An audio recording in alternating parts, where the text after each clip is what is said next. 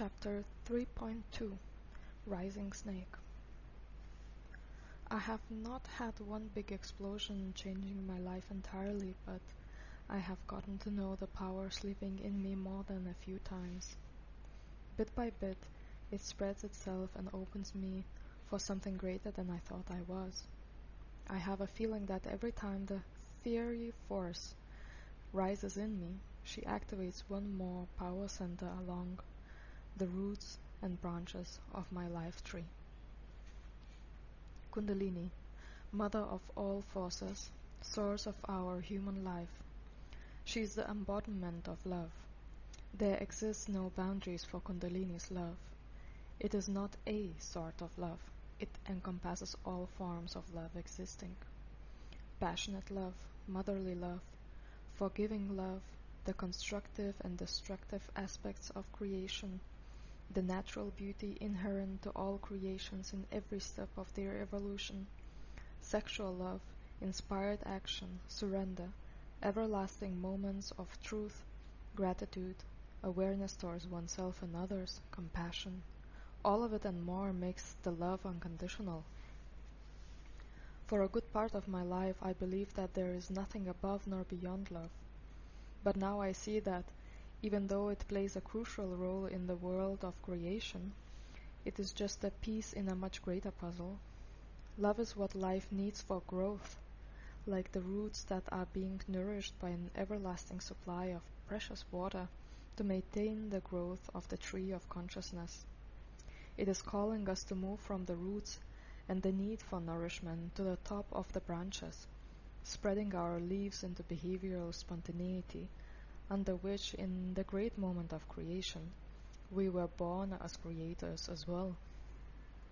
We may have different bodies, emotions, minds, and souls as individuals, but there is at least one thing that we have a common share of. I decided to call it the cosmic creation tapped into the heart of hearts. We might better call it intuition. One cosmic heart speaking to us. She belongs to us all. How else could we feel each other so deeply? Subchapter From a Seed. The pressure in my head appears again. I am already used to taking uncomfortable physical sensations as a positive sign, a sign that something was brought into the movement. I have so many big wishes. I suppose I'll need to go through many chameleon-like adaptations and transformations in order for them to come true. Changes within. The pressure grows into a pulsating rhythm on the top of my head. I feel tired. Whatever it is, over time it brings me into a very low and calm, non-resistant state. It's nice that way. I enjoy the feeling of letting go at last. It's a bit sad though, all these letting go things. But instead of drowning in sadness, I already expect new beauty to appear and dive into it with my vision. The excitement is there, but only till I get used to the new feeling. Then it will become normal as everything is integrated. Maybe even old issues will start to reappear. But the sense of calmness will not go away that fast. With each and every letting go, I get more and more at peace with myself, just as I am today. Everything I lose shows me again what I ultimately will need to let go when I go forward, leaving my body behind. And what's left after this life is over are the only things important to be lived for while I'm still alive. A kind heart, a state of peace, stable moral values. Do I need more to live a gracious life that benefits myself and others? Disagreements fade away, and after all, the truth is known on the other side, and it will be revealed to us all anyway. I meant no harm. Please forgive me if you can, even before you get to the whole picture. Do it in order to be better than yourself a while ago, and I'll be better than myself as well, by learning to love and accept myself as I am today, even if I caused hard feelings to arise in you. I wasn't aware enough. I know I could bring light instead. I'm sorry. I never went to hurt, only to blow a soft healing wind over your wounds. Intention meets wisdom, but it might need to go through my immaturity at first. Growing up hurts. Need to let go of so much beauty. Misinterpretation hurts.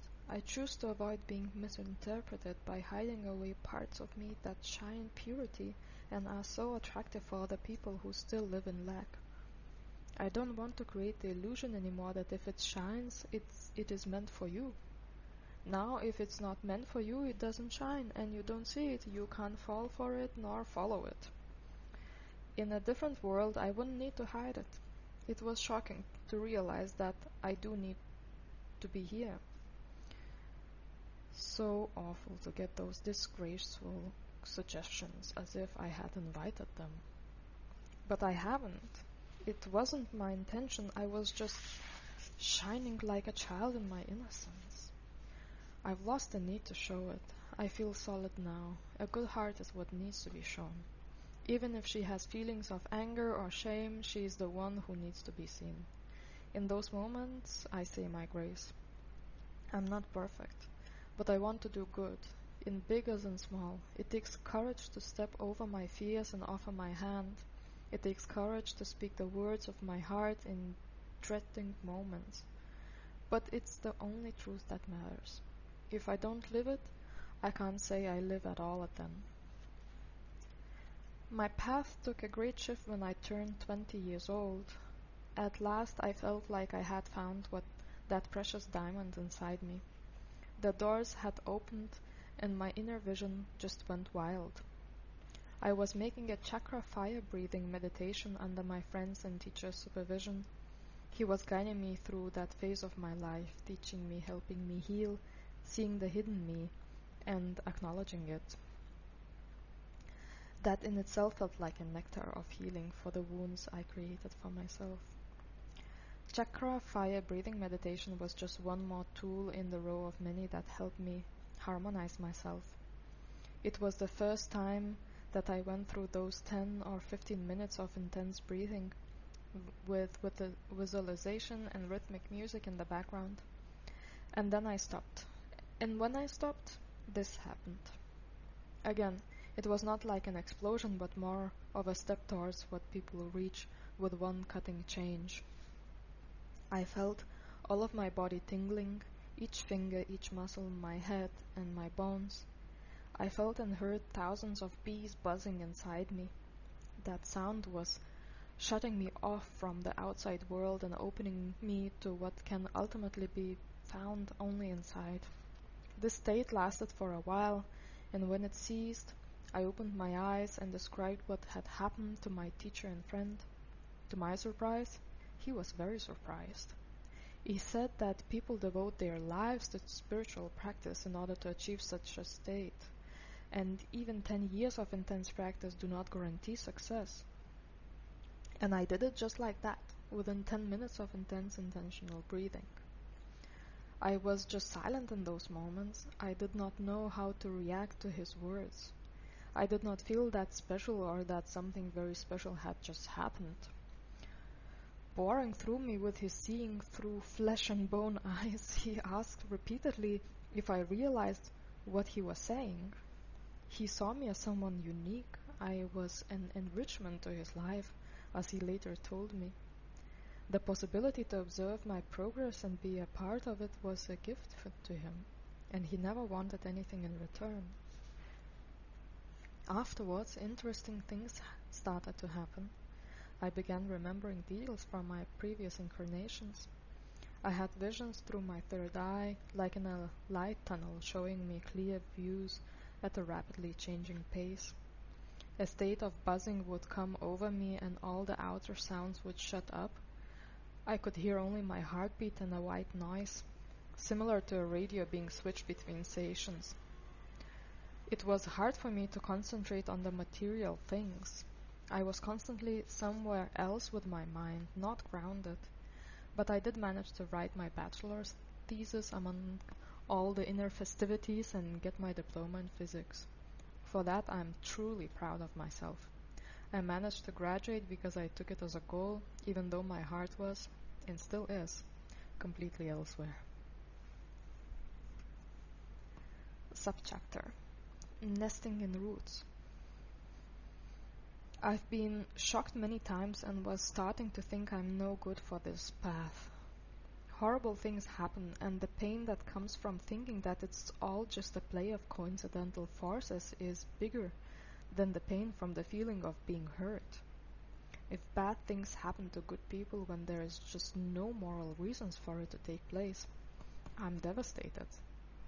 If it's not even because of the karma, if at any moment anything can happen, when I'm just a toy in the hands of invisible forces, I no longer wish to participate. Once as a child I asked myself these questions, and Great Spirit, you have found a way to explain to me the falseness of my fears, relieving me from my anxiety, as I fear that the answers I imagined to these questions were true. You proved me wrong through my feeling. I no longer need to submit to foreign demands. You proved my thinking wrong with a peace you laid onto my scared heart. No single atom exists because of a coincidence bringing particles together. The process of atomic creation is governed by natural laws which also govern my life. As in the macrocosm, so in the microcosm. If the laws of this universe are valid for the atom, they must be valid for me too. Does any molecule go out of order and mash its surroundings into chaotic mass? I wouldn't have been able to hold a human form for so many years if that was the case. There is something that holds matter in its movements, including the events that happen to us, in shape. Spirit, consciousness, dark matter, it's everywhere.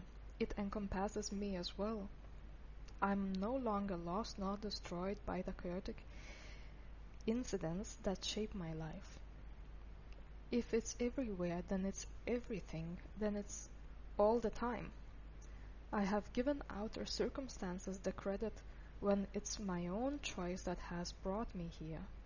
I am the master of my life, even though I might not feel that way most of the time. I'm the one I have forgotten and cannot recognize behind the forms I show myself to me today. If it happened to me, I knew that it would. I put it there for it to happen. I wanted it. I am able to manage it, grow from it, be reborn as a burning phoenix out of ashes and flames if it's necessary. If all has a way of benefiting my deepest desires, I am here to re-experience self-love, to remember having access to the higher wisdom, to free myself from the pain of living the lie. I am here to convince myself that I just am, and that is all that is needed for me to be lovable and self-loving. I just am. I am. I am as I am, and I am beautiful. I am free in my heart and mind to feel and think. There is no force in this world that truly prohibits me from thinking and feeling. My world is in me. I am me, and that is enough. I was still a girl when I found a companion with whom I wanted to share my love, my body, my path. I was opening myself to the idea of also letting my body blossom into becoming a woman during that time. I had to overcome the fear of getting unwillingly pregnant through the acceptance that it might be just the greatest gift sent from the heavens, even if I couldn't foresee it coming nor control it. It got clear to me real fast that my body was not even capable of opening those gates back then. On my walks in the Alpine mountains, autumn falling with moisture and mist, brown colors and coldness, I was being accompanied by a nature being, a dwarf-like presence. He was very uplifting, even humorous at times, as he would allow me to feel his energies within myself. That in itself was a really fun experience. Out of that uplifted state, I was able to intuitively receive instructions concerning my mental preparation. They were saying that when the time comes for me to experience the union of masculine and feminine in a physical form, I shall focus on taking all the energies released by the process in me up to my head and my crown. That is the trick, taking sexual energy and transforming it into a spiritual one, guiding it to activate the brain, and so forcing the spiritual awakening. So I did. At first I felt the beehive rising and spreading in me again. I needed to take a break, sit down, focus, and consciously guide the energies up until every single bee has reached the top of my crown. It had an intense, tingling sensation like a plenitude of tiny bubbles exploding one after another on the surface around my head and inside my brain. Since then, it always just happened automatically.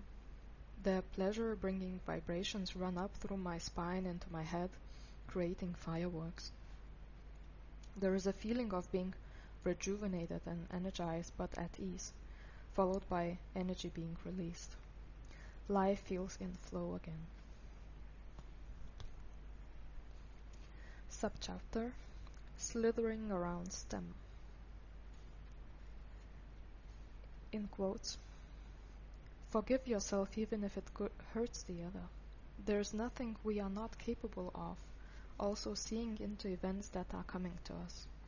If a person you are close to happens to be in an emergency situation, it's not because you are there. The situation develops for that person and for you. It's that person's growth circumstances brought in by the divine. You are there to help. Being in your integrity, even if you feel emotional, is an assurance for whatever kind of occurrences that you won't be the cause of it, nor one who damages things. You are there to help, not to prevent things from happening. Even if your touch seemingly causes others pain, your touch is a tool for the divine then. You count on it if you have good intentions. Imagine another person in that situation instead of you. Would it have a better outcome if you were not there? If the reason, the cause, lies deep in the person experiencing it, how is it possible then to prevent it from happening? You are there to witness it. Breaking bone, heart attack, birth failure. None of it is your fault. You are there to help those who are boiling in their own spoiled juices. Even if you had known the outcome mentally, you still would have decided to stay and be a witness to it. Because you are like this. You are brave enough to look the truth in the eye, observe the ripples from the center of its course, touching the people around you, not always soothly. Something else surfaces then in them, and you are there to see it too. Unattached to the situation, eventually you will manage to be a mere observer without feeling guilty or responsible for it. And for that, you train. To be a solid angelic light pillar, stretching your arm for those who want to come out of their darkness. For that, we train you, so that you could fish out those who think they are drowning but are still willing to get out and walk straight. End of quotes. The energy that rose in me, released by the Madrecita ayahuasca, was feminine and strong, mighty in its nature. She was gentle with me just for a moment, just enough to show me that she is capable of being soft. I felt she was burning me from the inside so that all that is not serving me anymore would be gone. I was shaking from coldness as I was shaking my fears off. I realized now this powerful energy will transform me, and that is how I will be able to see auras and energy fields as I was shown before. I already knew that one day I would be able to do it, but now I understood how it would be possible. And I do not need to take care of it nor worry. It will come because that is how I am wired now. It was not an easy night, but also not a torture, as I am almost used to. I received so much joy for life. At last, I felt this life that I have is amazing. It is like a cherry on top of all of my incarnations. I completed the tasks I was given, worked devotedly and hard. Now it's time to celebrate. And with this note, I will end my experiences on this green-blue jewel of the cosmos. From that night on, and all that happened around it, I got the confidence to act from my calling and the truths I stand for. This means to uphold myself, let kindness be the basis of my actions, and expand inside during a confrontation, and so erase the memories of torture and pain from my body and mind. Let the sun go down before I even wish to stop it for the moment to last. Let it go. The beauty of the moment can't last. It's meant to live only that one moment. My eyes have shut themselves in fear of not being able to see anything else as beautiful again. I understand. But even if it's not meant for me to experience such a joy, shutting my eyes will not prevent anything from happening. Instead of getting a moment, I lose the whole world around me. Open my eyes, I beg myself. I already let so much slip through my fingers in my life. A tree, a flower, a building, a trash can, a dead bird on the street, a crying child, an abandoned wife, a lost hope. Enough fooling myself around. If I think that putting that thin wall called eyelids between my eyes and the outer world changes anything that is happening in it, then such an absurdity. If I don't see it, it doesn't touch me? Even if it's just a few steps away from my feet? The heart is what we really should be talking about here. A bit of a wall, an emotional distance, and I am safe? Maybe for a while, but the emotional distance works the same as closing my eyes to everything I am surrounded with. It cuts me off from part of my own existence. Because of a moment that happened years ago, right? Even if that moment will repeat itself, what hurt me before will hurt me again. That eyelid in front of my sight will not even stop a fly from hitting. Let's be honest, just this one moment. If it hurts, it hurts from inside. Seeing someone else shouting at me, I know that it's not me who is doing it. I observe the scene, feel the reaction rising in me, maybe freeze in the moment of shock, of unexpectedness. There is distance, space, gap, emptiness, as one would call it, between me and the shouting figure. I am not there, but the observer is. A figure is in front of me, has a shape, it moves, it is in E motion. It expresses itself. I see it, I hear it, I observe it. But there is no me at that moment, until a feeling comes up. The expression of this figure triggers something in me. At this moment, there is already another figure existing. I just don't see it like the first one. This one, I feel. The first one is in a bluish-gray color, depicting coldness and stuck sadness. I, on the other side, feel victimized, feel treated unfairly. I feel hurt. If I could just put that figure I feel beside the first one so that I could see it too, I would see the similarity in their forms and textures. It has a light orange color, also mixed with grayish smoke around its silhouette. They seem very similar, almost fitting as one other's color for enhancement. In the moments that I analyze those figures in front of me, I notice that I am absent of the feelings the orange figure holds in it, the ones that I felt moments before I detached myself from it. I have become a mere observer again. neutral, uninvolved, and most of all, free of judgment. Things we run away from seem very real, like those figures made out of visible, recognizable colors. These things move, express themselves, have emotions, have their own agenda, and still the agendas we as observers see in them are so much influenced by the figures that we feel but do not see. A giant 100-foot worm that is chasing me with its countless feet is, after all, just a hologram, a projection reflecting colors, feelings, emotions. It doesn't have its own source of existence, but depends on a light source from outside. Without light there would be no reflection. Without my fear there would be no aggression directed towards me, chasing me wherever I go. How come I still haven't gotten rid of that ugly tail? Sometimes I ask myself. It's still behind me, still making me run. I'll stop now. This is the end. I am doomed as I end up in a corner. If I run further, I know there will be no escape. It's faster, it's after me. So, if I cannot escape from it, at least I will try to fight it, to scare it off, to show my courage, or what's left of it. I turn around and see its ugly face showing thirst for what's left of me, my dignity, my self-esteem. But nothing is over yet.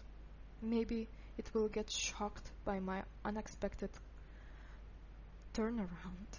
Its toothy mouth opens more as I come closer, hissing at me. The closer I get, the scarier it tries to look. It all takes just a split second. But then I ran through it like it was thin air, and stopped startled and confused. I just went through it and felt absolutely nothing. It had form and color, it made me feel scared, and I made it real. So real I could spend my life trying to save myself by running away from it in fear and terror. It turned out it's no more than a visible projection, a wave flying through the air, carrying some coded information. I ran into a standing wave, startled by the realization of its non-existence. Standing light. A miracle, a mirage, a mere reflection of the form of my own broken heart. Without a light source there would be no reflection. Without my fear there would be no aggression directed towards me, chasing me wherever I go. I will not go away nor after it, I encourage myself. I close my eyes, leave the scattered reflection, dive deep, and look into the shape of my own heart. If it's sad, I'll paint some flowers onto it. Subchapter: Towards Cosmic Heart. After the Merkaba activation was done, I went on an inner journey. I saw and felt the snake in me. The cosmic serpent was rising upwards and moving my body in snake-like movements. When she reached the level of the third eye, one big snake eye appeared. Suddenly the snake broke out through the third eye, opening it while pushing through the throat chakra with her head. She sat still in front of me, looking into my eyes. The snake's body was in my body, and her head was in front of mine. I started seeing snake's eyes all over my body, in my hands, ankles, knees, elbows, along my chakras and elsewhere. I felt I could see now through my whole body. There was this huge anaconda in me. I could perceive her dark green textured skin. She was growing. Her tail and lower body were deep beneath me, and her head rose high above my physical self. There were galaxies in her mouth, and later in her whole long curly body. At that moment I realized the universe we live in has the shape of a giant snake. Our universe has the consciousness of an anaconda. and the most definitely expands herself as time goes on, and the experiences that I experience gather in her. I looked around, and there was only a void. All the stars and the matter were inside of her. I started going back through the cosmic timeline. There were angels standing in 2 rows, and I was led to walk between them as they were celebrating my presence. I saw myself as an angel as I was going further back in time. I walked further in a time when even angels were not yet existing. A violet flame, white in the middle, appeared in front of me. It was infinitely long, cutting through dimensions, and existing in all of them simultaneously. She split herself into 2 even vertical pieces, from bottom to top. Twins from this flame were born. Both carry the duality of yin and yang, feminine and masculine in them, and each one presents one aspect of it but mirrors each other. Every soul has a flame of a unique mix of colors and radiance at its origins. It carries very specific qualities, a signature of the soul. For me, violet flame carries the power of healing and transformation, transmutation, freedom, and honesty among the other qualities. White is a blessing of clearness and clarity, of pureness and moral values kept in one's heart and soul, giving the basis for courageous actions. 2 different colored flames join each other and a unique new soul is born. It is not like 1 plus 2 or what we get by mixing the colors green and yellow would do. No, it is not adding to the old but a birth of something completely new. Like the birth of a supernova out of a peacefully shining star. The birth is a splash, an event of cosmic importance. Its effects ripples endlessly, creating new worlds and realities that further expand on their own. A new timeline is born, a new template to go through. Each template has a master, a ruling and guiding energy depicting the greatest potential one can achieve through it. And I am the one that was born out of the white-violet flame. The flame transcends time and spaces. I intend to embody it and claim it to be mine again, in this body, in this existence. Going further back in time, I found a ball, a phase of energy's creation. All the rainbow colors could be seen in it. Further back in time, the yin and yang symbol, the creation of balance seen in duality. I went towards the black dot of the symbol and then through it. There was a certain space full of waiting, feeling, and tension, like waiting for the right moment to be born. Further, a shock wave appeared, the first thought of creation. Behind it was the space of intention from which the first thought was born. Again, a shock wave. The first intention was born, with only the void behind it, the continuum without a ripple, all in one peaceful state, non-existence and all existing suddenly being one, balancing both parts of the equation. Timeless bliss, freedom, the Creator is. Creator is everything lying in the stillness of the eternal cosmic ocean. Until there was a ripple, an intention was born. The wave it created gave birth to a sound of vibration. The first thought sent the Creator, existing as all there is, into a awakened state, and further creation took place out of divine intention. Yin and yang, black and white, female and masculine, 2 opposites, polarized extremities.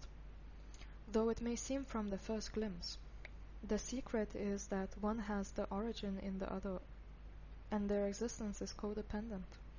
Fear and gratitude, hatred and love, joy and sadness, pain transformed into forgiveness. I can't feel fear if I am grateful. Powerlessness can be transformed into compassion. Silence is absent when I speak. The black dot on the white side of the symbol and the white one on the black side are more than symbolic. Everybody knows but might just not think of it. We are living in the universe dimension made out of space and time. Space means 3 dimensions and time means movement and change. Therefore, no picture can show us exactly what it's meant to be, but it is just a representation, a symbol of nature's phenomenon. Visualize the yin and yang symbol and spin it. Make it turn around. Let the dots grow bigger until they take the main space, and only the dots are left from their previous surroundings. When it bounces back and swings back and forth in harmony, the white side growing to become the black one, while the black side turns into the white one, once again, it expresses opposites. Allow the circle to expand into a ball and look inside of it. Maybe there are more opposite sides than 2. Maybe all opposites that exist are in it, constantly exchanging in each other's other half, polarized and charged to hold the other. The yin and yang symbol shows that the opposite is always contained in its other half, as the white seed is seated in the black tide that is receiving, and the black seed is in the white tide that is giving. Masculinity is replicated or mirrored in femininity. In that mirrored masculinity, again, femininity is seen. In that femininity, masculinity again. As a fractal repeating itself till eternity, as limits cease to exist. It's a paradox. As we find silence in speech and the most delightful harmonies and rhythms in absolute silence. This ball, containing all opposites, representing the movement and never-ending flow in balanced states, is all around us.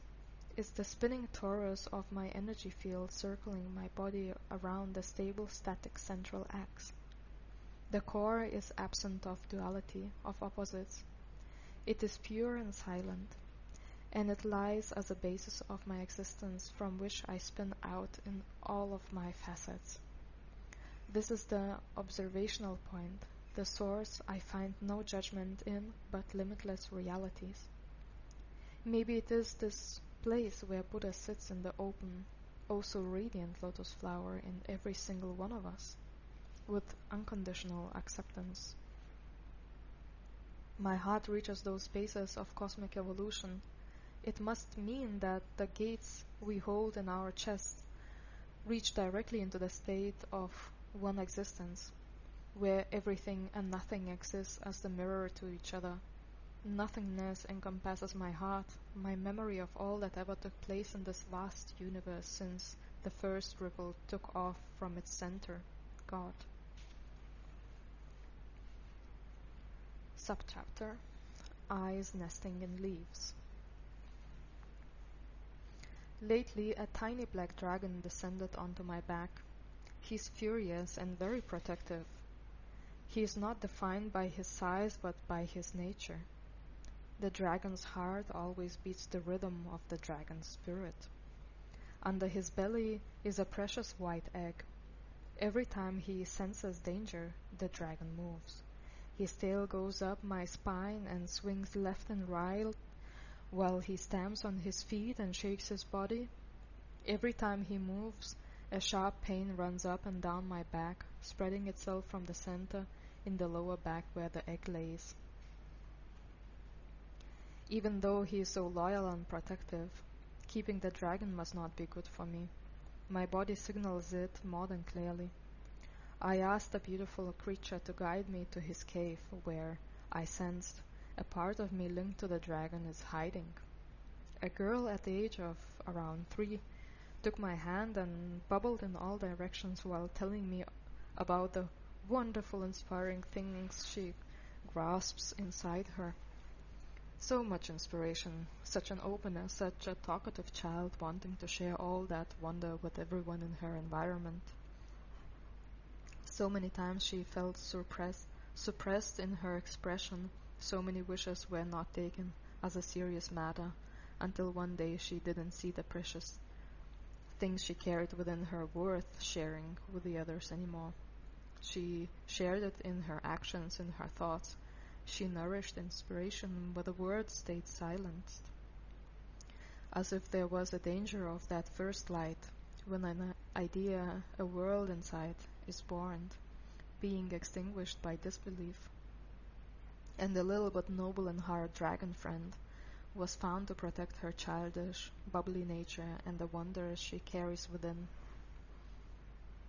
spreading, sharing, and multiplying the beam of light. I don't remember myself being so talkative as a child, but I definitely remember silencing down. I listened to that girl who doesn't get tired of the flow through her. I understand the annoyance a casual adult would sense being in her presence, but she is worth listening to. Sooner or later, that will change too, at as its most natural pace, as every child is meant to grow up and become an adult.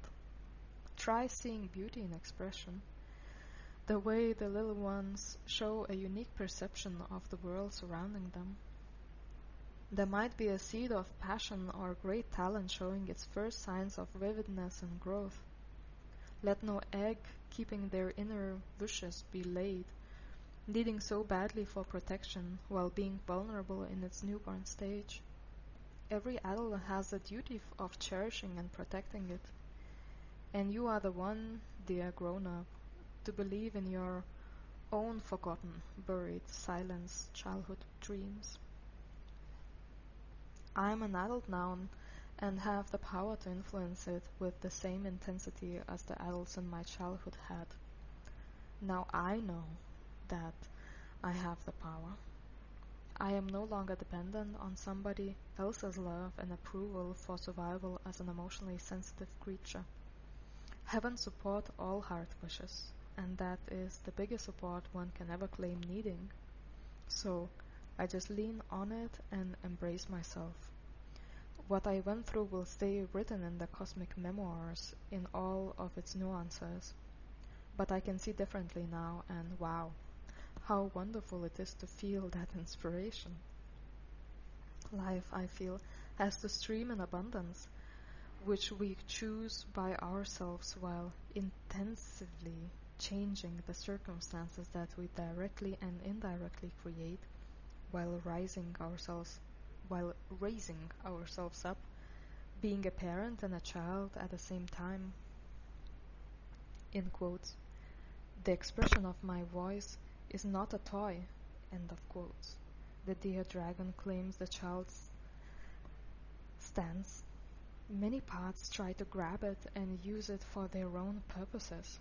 My heart, my mind, my feminine and my masculine sides all see it as a tool, but its existence is actually very subtle.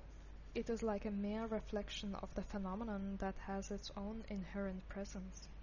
My voice, my expression, is like the surface of a lake surrounded by lush green forest and silently covered by azure skies.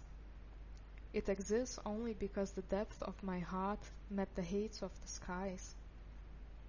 In the place they greet each other, magic happens, and the mirroring surface appears. Surface that shows to the sky how he is. Surface mirroring all that surrounds it, sourcing its energy from the depth underneath.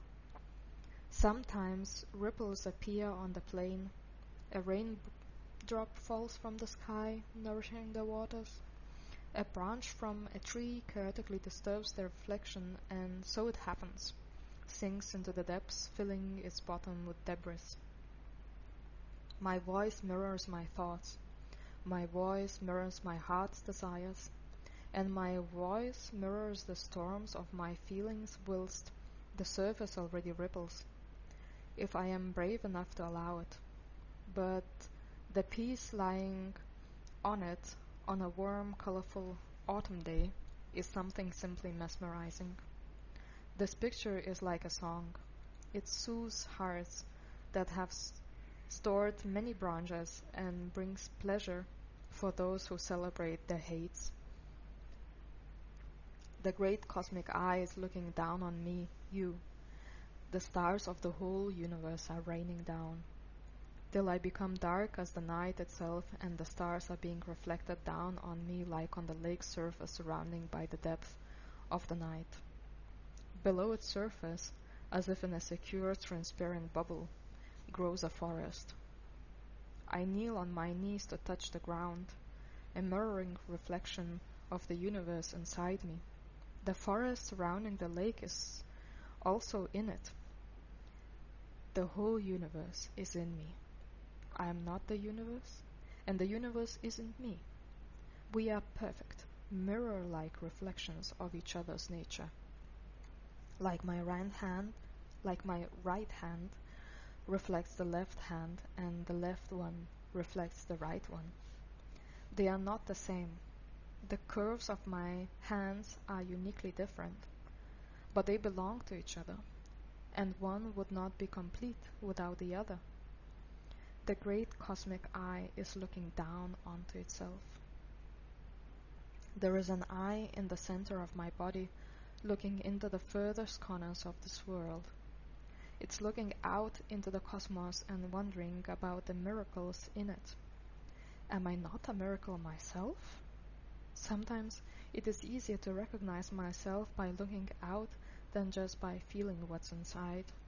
And still, the real shapes and curves of my being can only be seen and felt as I am.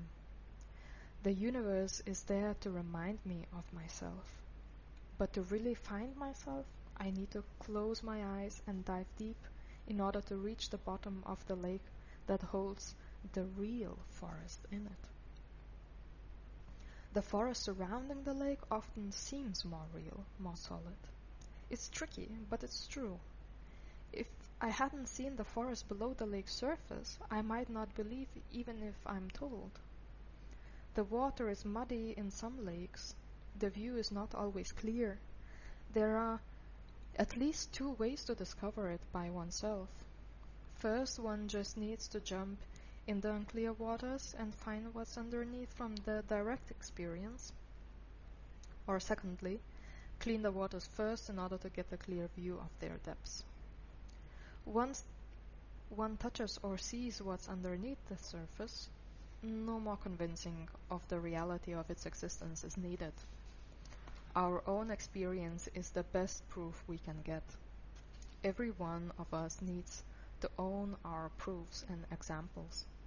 Every one of us needs a conviction. Just to believe something equals not knowing. When I really know, my previous belief turns out to be a dim joke then. And I'd rather be a lake to which thirsty comes than a glass of water, being given and left empty in no time.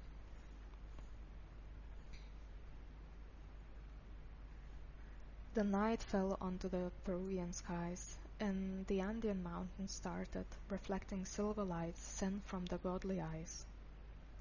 An echo coming back from the mountain, situated at the other side of the river, sounded peculiar, with ecstatic dance music playing loudly. On the other hand, the silent presence of the clear skies, lit by the silvery moon slopes, is so loud at times, it makes me listen. There's so much to be heard and listened to when the daylight rhythms subside. It's never so silent during the day. This night, the darkness encompasses not only the absence of light but also sound. I love being surrounded by this calmness, which calls out the feeling of serenity within me. Serenity is what the Andes pulsate with, empowering the healing of expansion, of the extension outwards. It is a perfectly selected place for the sleeping snake to awaken once again. The beautifully arranged evening carried me through those spaces, music beats radiating through me. I gladly surrendered my body to be shaken and moved, swinging joyfully. I longed for such a celebration, as I've done more than 2 weeks of intense work on myself and others before that. A friend I met just 2 days ago on an outdoor hike with sacred Andean medicine Wachuma was the only one accompanying me to the event that night. After hours of dancing, I felt satisfied with the day's impressions and evening rhythms and decided to head back home. It turned out to be one but the last song before the evening ended. He was playing maracas, the drummer beside him, in the flow of the dance beat. Even going up to a well-lit low stage made me self-conscious about my visibility. I tend to appear rather from behind, speak in a low voice, not draw crowds' attention. I went there to inform my friend of my decision to go and to wish him a good night. A hug was a must. We had one before and it was as if there was no end to it. At least it felt like a common wish for it to last, like being at home, the place I would like to stay. Our second hug on that stage, with maracas in hands, was just as mesmerizing. Even though we didn't dance together that evening, something was obviously accumulating, and that hug let the snake out. A familiar sensation overcame me from inside. The beehive was let loose again. Little waves swinging our hips, the sound of maracas behind my head, warm embrace, third eye kissing third eye, beehive rising. The last song of the night was announced in the meantime, and we went down, bare feet on the long dance floor, energy filled for the last dance of the night.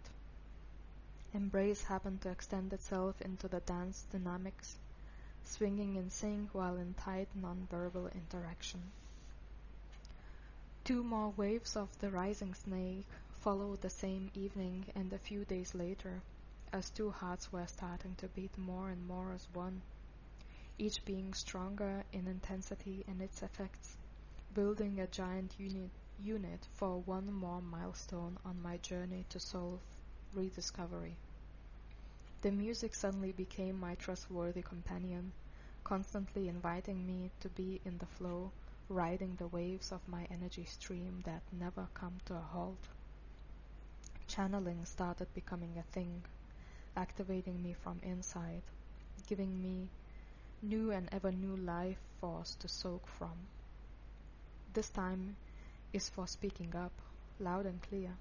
Not that I was not speaking my truth before.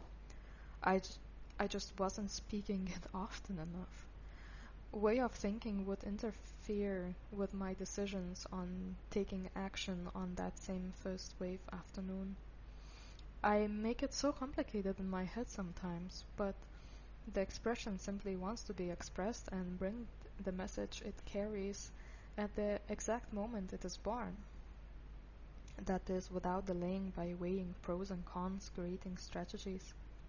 Now is the moment to speak openly about my heart's wishes, not waiting or hoping for others to figure things out by themselves, to let myself be seen and admired or be triggered by me or ignored if that is the case. It is important that I speak what's unspoken. There will be a time when I'll speak for Mother Earth and Father Sky, reminding people of the fundamental truths they carry and embody, so that we all could come back to the same foundation of the peaceful being, of respectful listening to their voices. I might just need not to wait for the others to catch up and talk about my ideas and beliefs. I need to bring them into the light, give them sound, even if I'm the only one standing for them. I need to be the messenger of my inner and maybe universal truth, free to speak about my unique realities. This experience soon had a ricochet effect. Coming home this time was much easier than the previous times, as I had already adjusted my life greatly to meet my heart's desires. Still, there were inner confrontations to deal with. The feeling of being alone and somewhat separated from the cosmic all-connectedness became a constant companion once again.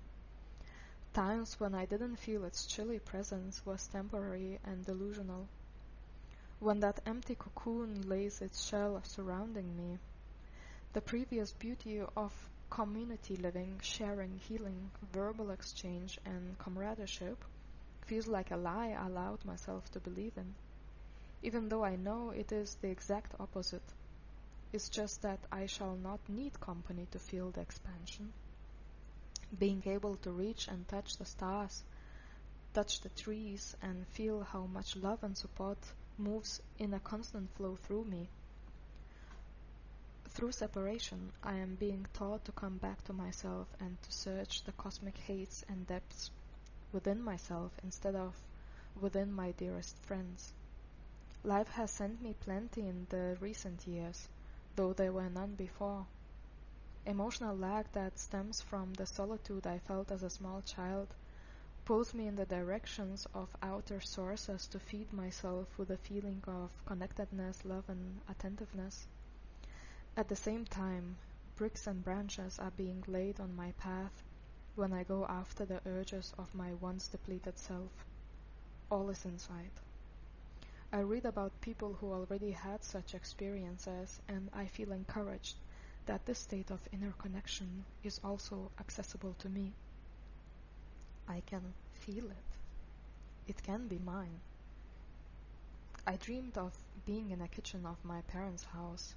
My mom was sitting by the table, and I knew that I had to go now, to drive away in order not to be late. I was feeling so hungry, my energy leaving me, anxiety rising. The only thing to eat that was accessible to me was the medicine wachuma laying on the table. It was not what I wished for. It would not taste good to me, nor would it satisfy my hunger. Consciously, I knew it was the most reasonable approach to healing emotional depletion.